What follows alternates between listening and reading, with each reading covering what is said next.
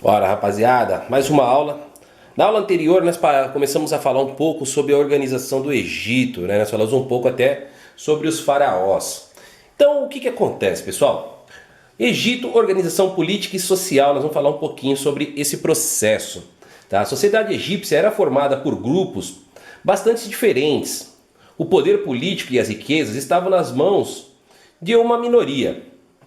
Não tão diferente do que nós vemos hoje em dia na sociedade, né? Enquanto a maioria vivia na pobreza e sob dominação dos faraós. O faraó e a política, né? O soberano dos egípcios da antiguidade era chamado de faraó. Lembra que na aula anterior nós falamos que ele era um deus para muitos, né? Com poderes ilimitados. Ele governava o reino, ditava-se as leis, era dono da maioria das terras, mandava no exército, controlava o comércio e grande parte da população. Para os egípcios, o faraó era um deus.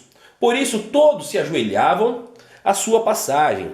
Eles acreditavam que ninguém podia olhar em seus olhos, nem tocar em seu corpo. Além disso, pensavam que o faraó tinha poderes mágicos e era capaz de grandes feitos, como provocar as cheias do Nilo, por exemplo, era uma coisa que eles imaginavam. O imaginário era muito fértil naquela época.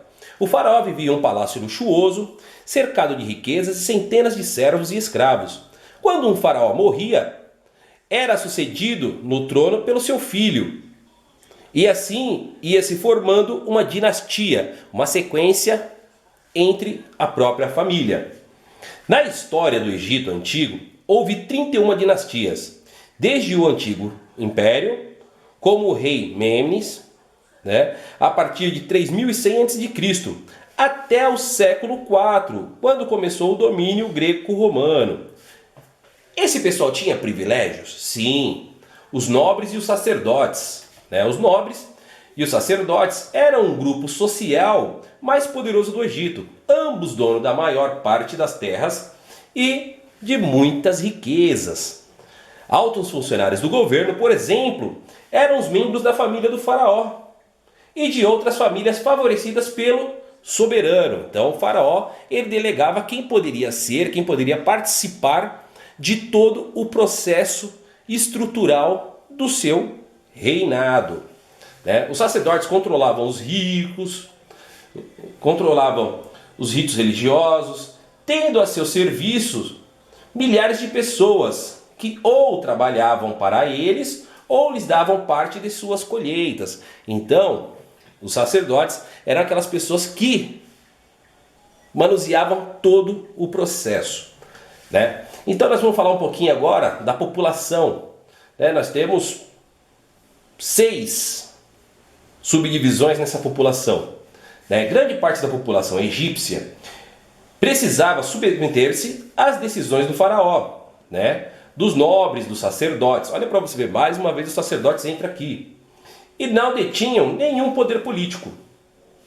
Né? Os camponeses, que eram a maioria, trabalhavam nas terras dos faraós, dos templos e dos nobres, ficavam com uma pequena parte da colheita, entregando outra parte aos donos da terra, quem era? Os faraós.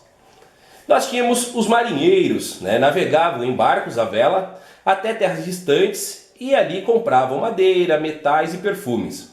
Os soldados, que lutavam nas guerras e em troca, o faraó lhes recompensavam com terras, ouro e escravos. Nós temos os artesãos também, eram muitos, né? E grande parte deles eram entalhadores de pedras e escultores. Tinham-se os ourívides e os fabricantes de papiro e linho. Nós tínhamos os comerciantes também, que vendiam produtos. Como os egípcios não conheciam o pagamento em moeda, praticavam, né, o escambo, isto é, trocavam uns produtos pelos outros. O valor de um objeto se media em sacos de cevada, por exemplo. E nós tínhamos os prisioneiros de guerra, os escravos, que não tinham nenhum direito, grande parte deles era propriedade do faraó, embora os sacerdotes e os nobres também possuíam escravos. O faraó utilizava o trabalho dos escravos na construção das pirâmides, das construções públicas. Isso daí também era muito importante naquela época. Então nós vimos aqui um pouquinho da organização política e social do Egito, pessoal. Por hoje é só. Espero que vocês tenham gostado um pouquinho da aula, conhecer um pouquinho mais dessa sociedade que é maravilhosa, que tem um modo de vida totalmente peculiar e diferente. Um abraço, pessoal, até a próxima!